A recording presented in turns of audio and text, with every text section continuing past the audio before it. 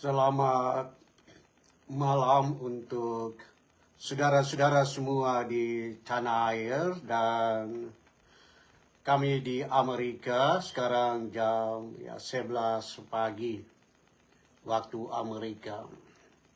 Ya, saya sedang duduk untuk bagaimana kita berpikir bersama-sama ya. Saya di Amerika setelah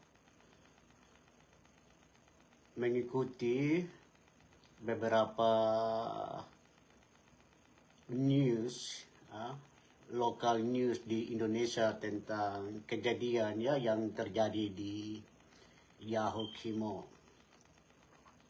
Ya, itu menjadi perhatian kita semua, baik kami sebagai pejuang pembebasan bagi negeri dan tanah air kami, tanah Melanesia, Papua Barat untuk merdeka, tetapi juga bagi keluarga yang tentunya merasa kehilangan akan salah satu anggota keluarga mereka.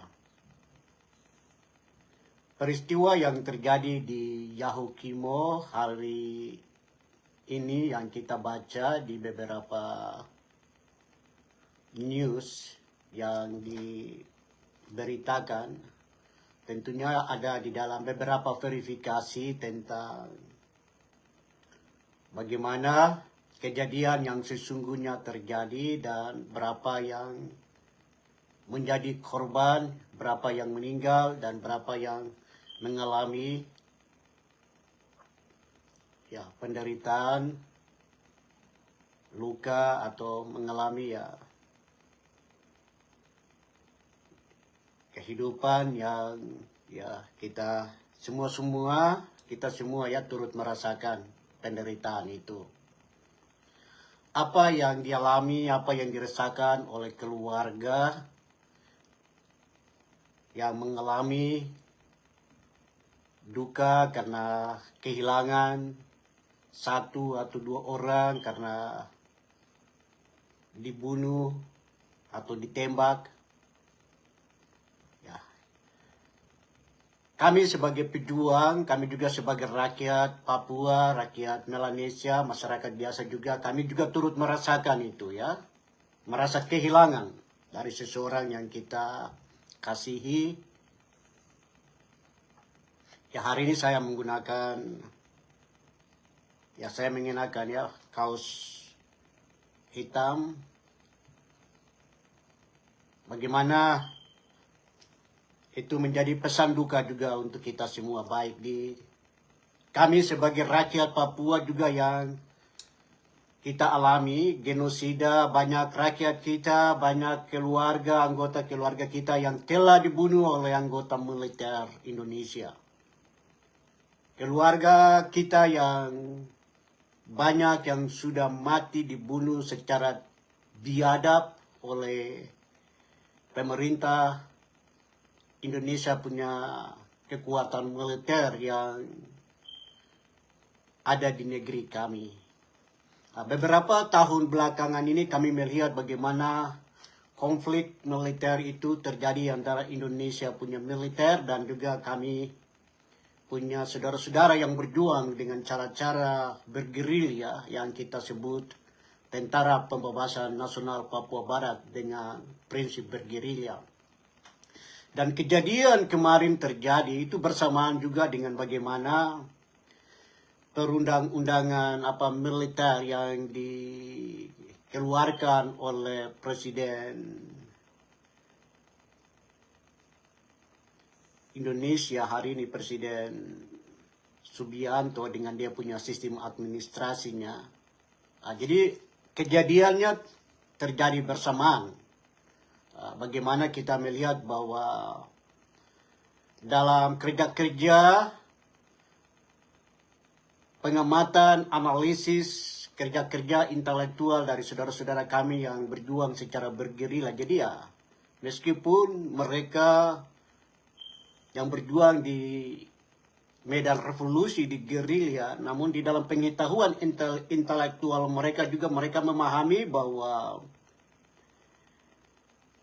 di balik sejumlah pengiriman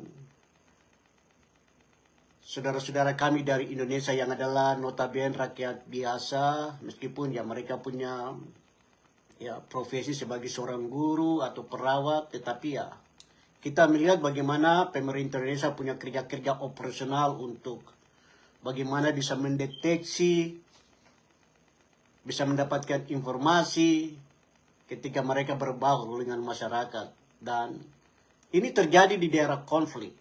Dan saudara-saudara kami di area konflik, saudara-saudara kami yang berjuang di daerah-daerah konflik, itu mereka telah mengeluarkan statement mereka secara terbuka beberapa tahun belakangan ini.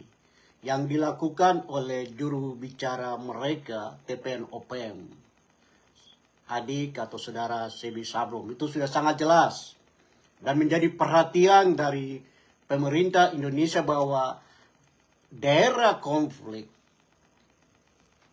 itu adalah daerah yang sedikit rawan.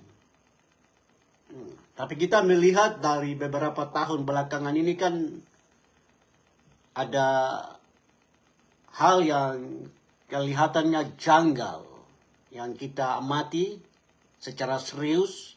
Ya meskipun ya saya ada di Amerika, namun dalam menganalisa, mengikuti perkembangan yang terjadi di daerah konflik dan bagaimana kita melihat respons dari saudara-saudara kami di medan perang daerah gerilya itu kita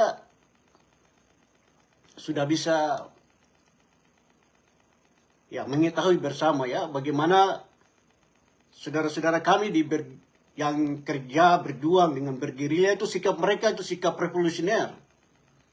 Jadi kalau kehadiran Indonesia punya militer dengan dia punya kaki tangan agen-agen yang datang dengan bertopeng A, bertopeng B ya.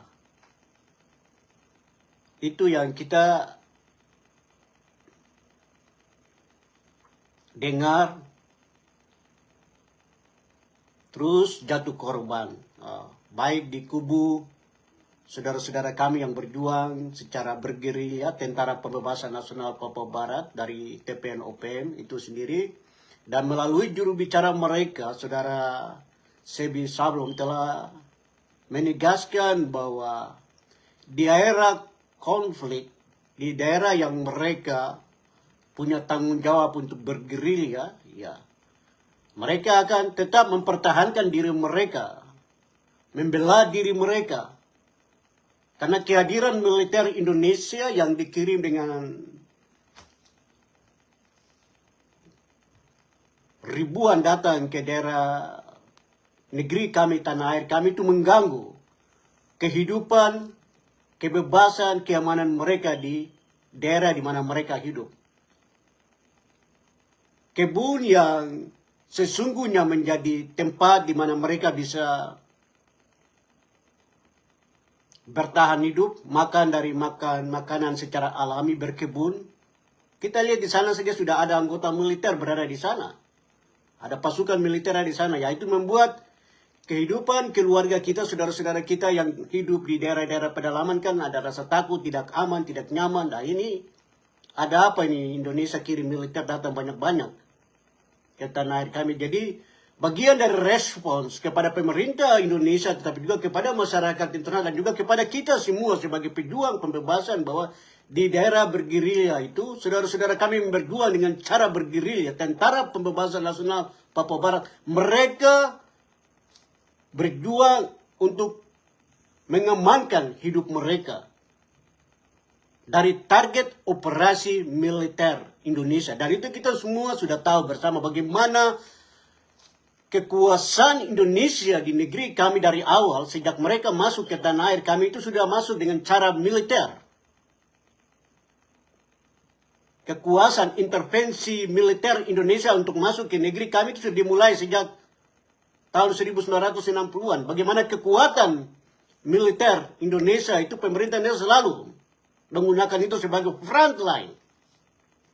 Yang mereka bilang Tentara Nasional Indonesia atau Angkatan Bersenjata Republik Indonesia. Ya, karena itu di negara merdeka ya. Jadi mereka sebut Angkatan Bersenjata Republik Indonesia atau TNI Polri. Ya, tentunya di dalam negara merdeka kita nanti pada suatu hari tentunya ya kita menyebutkan bahwa kita punya Dewan Pertahanan Keamanan dari satu negara yang sudah merdeka, negara Republik Melanesia Barat atau Papua Barat. Kami punya Departemen Pertahanan Keamanan Negara atau kepolisian. Nah, hari ini kita belum merdeka, kita sedang berjuang untuk bagaimana supaya hak kebangsaan kami itu juga harus diakui oleh masyarakat internasional. Dan gerakan perlawanan revolusi itu yang dilakukan oleh saudara-saudara kami dalam perjuangan berevolusi. Jadi hari ini ketika saya membaca dan ya kita semua sebagai aktivis, sebagai pemimpin, sebagai pejuang-pejuang HAM, ya kita semua tentu ya ada rasa simpati, ada rasa di mana ya tentunya ya baik yang korban itu di pihak kami sebagai rakyat Papua mendapatkan ya bagaimana ada pembunuhan yang terjadi bagi keluarga kami. Tapi juga bagi saudara-saudara kami di Indonesia, keluarga mereka ya hanya karena mau ingin bisa menghidupi keluarga mereka dan tanggung jawab negara Indonesia ya akhirnya ya keluarga yang tidak tahu apa-apa tentang kehidupan di daerah konflik, di daerah bergerilya ya mereka kan hanya mau dedikasi pengetahuan mereka dalam profesi mereka. Tapi ya mereka tidak menyadari bahwa ini mereka masuk ke daerah rawan, daerah gerilya, daerah perang. Dan saudara-saudara kami di daerah gerilya, saudara Sebi Sablom sebagai juru bicara TPN UPM kan sebagai juru bicara kan telah mengumumkan secara resmi, secara terbuka. Untuk kita semua mengetahui dan memahami bersama. Yang kami sebagai pemimpin yang melakukan kerja-kerja diplomasi tentunya ya. Kami mencoba untuk menjelaskan bahwa sikap dari saudara-saudara kami yang berjuang secara bergerilya itu, sikap mereka itu jelas. Ingin mempertahankan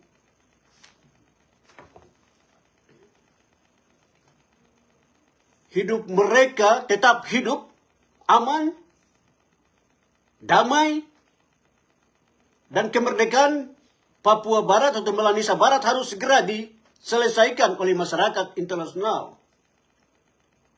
Sehingga perjuangan di daerah perang itu mereka sudah umumkan bahwa mereka siap untuk menghadapi pasukan militer yang dikirim oleh pemerintah Indonesia. Dan kita melihat itu sangat jelas. Sejumlah peristiwa yang terjadi itu kan terjadi di daerah konflik, di daerah perang. Dan saudara-saudara kami di daerah konflik itu sudah mengumumkan secara terbuka untuk pemerintah Indonesia memahami itu. Jadi ya dengan sejumlah kejadian-kejadian yang terjadi, peristiwa-peristiwa yang terjadi ini, baik pemerintah Indonesia dengan pasukan militernya yang terus akan bertambah karena dengan undang-undang militer yang baru saja dikeluarkan bahwa target poin pertama adalah kepada kelompok bersenjata. Kata lain, untuk kami sebagai pejuang pembebasan, saudara-saudara kami yang berjuang di negeri kami, di tanah air kami, kita mengidentifikasikan diri mereka sebagai Tentara Pembebasan Nasional Papua Barat. Atau Tentara Pembebasan Melanesia. Organisasi Pembebasan Melanesia, Organisasi Papua Merdeka. Jadi itu sudah sangat jelas. Jadi dengan rasa duka yang dialami, dirasakan oleh keluarga yang merasa kehilangan, itu pun juga kami sebagai rakyat Papua, kami juga merasa kehilangan juga bagi ratusan ribu orang Papua yang sudah dibunuh oleh Indonesia punya militer. Tentara-tentara Indonesia, polisi-polisi Indonesia telah banyak membunuh masyarakat kami. Termasuk saya punya orang tua yang dipenjarakan oleh pemerintah Indonesia. Menghukum 20 tahun penjara dan dibunuh di dalam penjara Indonesia. Ya, ada rasa kehilangan, luka yang belum kering, dan juga luka yang belum kering bagi saudara-saudara kami yang berjuang di daerah pedalaman karena anggota keluarga mereka, satu dari keluarga mereka, dua dari keluarga mereka, saudara-saudara kami yang ada di daerah pedalaman, ada banyak mereka yang sudah dibunuh oleh militer Indonesia secara biadab.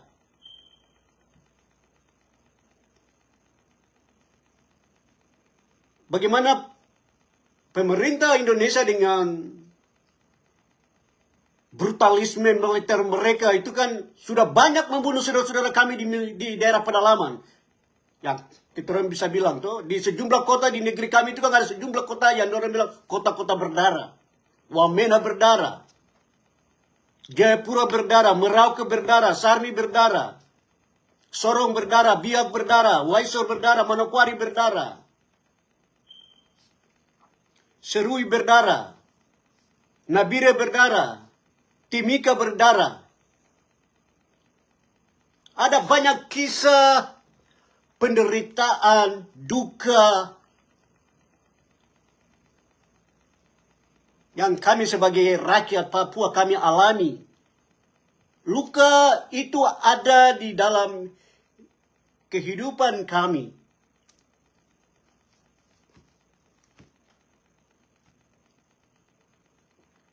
Jadi hari ini ketika saya duduk dan mengikuti beberapa perkembangan berita untuk memverifikasi apa yang terjadi di Yahukimo,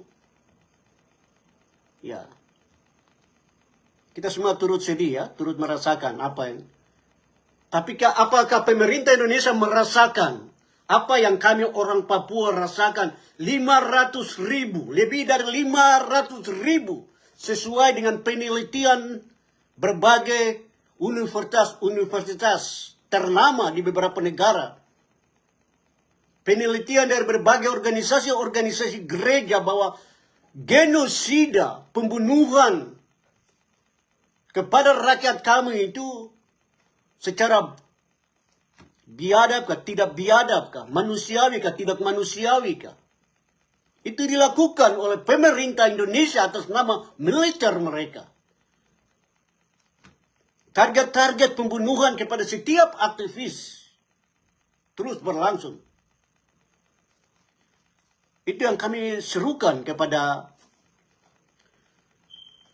pemerintah Indonesia.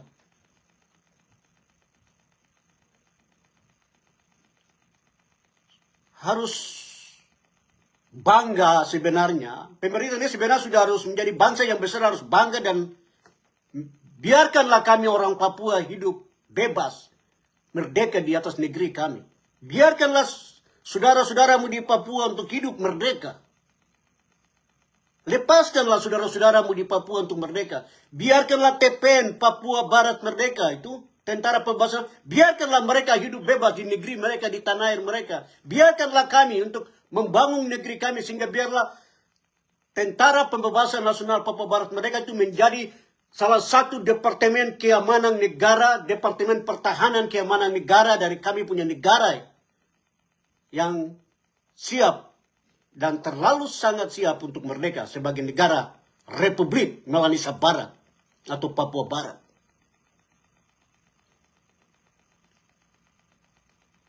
Sehingga lagi tidak ada rasa kebencian. Permusuhan itu tidak perlu terjadi lagi di antara kita di hari ini atau besok. Tapi biarlah hak kebangsaan dari dua bangsa, ini Indonesia dan bangsa Melanesia, atau kami sebagai orang Papua Melanesia, itu punya hak untuk mereka, itu sudah harus segera diakui oleh pemerintah Indonesia, dan juga masyarakat internasional harus melihat ini. Duka yang kami alami sebagai orang Papua, atau duka yang dialami oleh saudara-saudara kami di Indonesia yang adalah rakyat biasa, yang karena profesi mereka, mereka menjadi korban dari bagaimana pemerintah Indonesia punya politik busuk,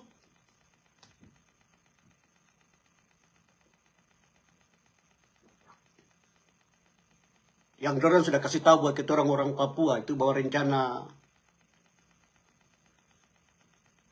undang-undang militer ini kan kita melihat, saya 1 jam 2 jam beberapa hari saya duduk merenungkan. Kejadian ini terjadi bersamaan dengan bagaimana pemerintah Indonesia melalui Presiden Subianto mengeluarkan undang-undang militer mereka, dan hal ini terjadi di daerah konflik. Jadi ya kita tidak bisa saling menyalahkan.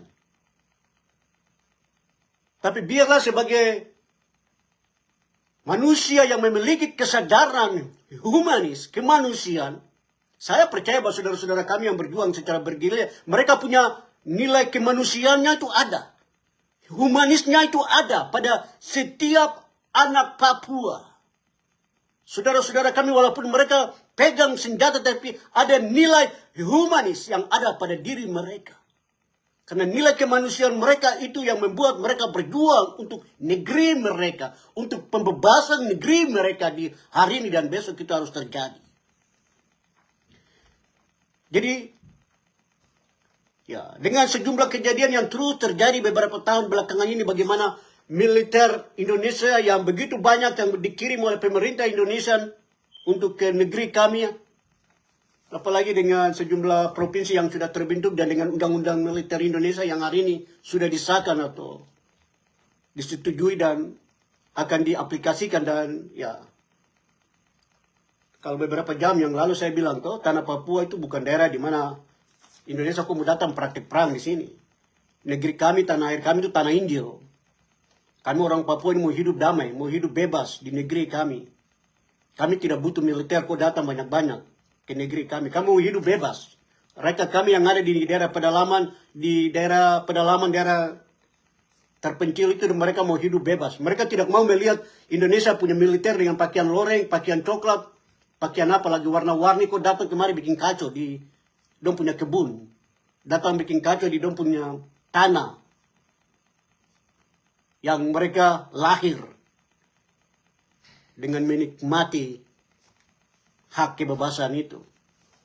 Jadi bagian dari sikap saudara-saudara kami di daerah medan perang itu saya rasa sudah sangat jelas yang disampaikan oleh adik tuan atau saudara Sebi Sablong. Hari ini saya dari Amerika, saya live. Harapan saya kepada pemerintah Indonesia melalui video message saya yang beberapa hari ini telah saya share, dan hari ini kami share. Kami semua turut berduka cita bagi keluarga yang merasa kehilangan, tetapi juga saudara-saudara tentu juga punya perasaan kemanusiaan yang sama juga, tentunya melihat bahwa saudara-saudaramu di Papua, mereka juga punya keluarga banyak yang dibunuh oleh militer Indonesia. Kalau kita mau hitung kan sudah jelas tuh bilangannya. Kurang lebih 500.000 orang Papua yang dibunuh. Rakyat biasa orang Papua yang dibunuh oleh militer Indonesia sejak menguasai negeri kami. Jadi pemerintah Indonesia melalui kepemimpinan Presiden Prabowo hari ini, ya, siapkanlah delegasi saudara-saudara sebagai pemerintah Indonesia, dan juga siap untuk bertemu dengan kita semua sebagai pemimpin-pemimpin Papua merdeka, Melanesia merdeka, untuk kita berbicara tentang masa depan ini dengan secara bermartabat. Dan saya percaya bahwa saudara-saudara kami berjuang secara bergerilya, mereka siap untuk masuk di dalam forum duduk bicara untuk masa depan dua bangsa yang mereka rindu bahwa masalah ini harus diselesaikan. Jadi bukan dengan mengeluarkan undang-undang militer terus nanti kirim Indonesia punya militer banyak ke Papua. Maka pemerintah Indonesia hanya bisa telinga tuli, mata buta, dan tidak punya perasaan bahwa orang Papua itu biarkan mereka dibunuh terus. Biarkanlah mereka dibunuh terus. Biarkanlah mereka dibunuh terus. Biarkanlah mereka dibunuh terus. Kami semua turut merasakan itu. Jadi, terima kasih saudara-saudara semua.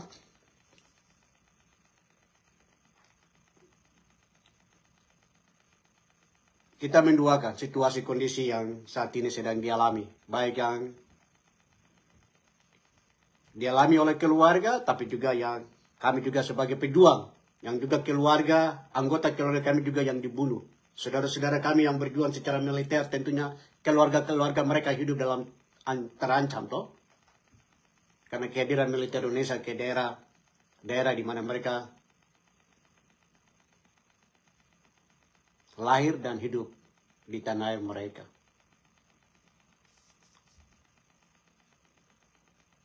Jadi, tadi saya sudah bilang bahwa pemerintah Indonesia melalui kepemimpinan Presiden Prabowo Subianto, siapkanlah delegasimu berjiwa besar untuk bisa duduk bicara dengan kami sebagai pemimpin-pemimpin Papua Barat Merdeka, Melanesa Barat Merdeka, bersama dengan saudara-saudara kami, TPN, Tentara Pembebasan Papua Barat, untuk berbicara tentang masa depan dua bangsa ini. Sehingga tidak lagi ada pertumpahan darah di kedua belah pihak. Tapi sudah saatnya untuk kita saling mengakui keberadaan kita sebagai dua bangsa yang punya hak yang sama di mata Tuhan. Terima kasih, Tuhan memberkati.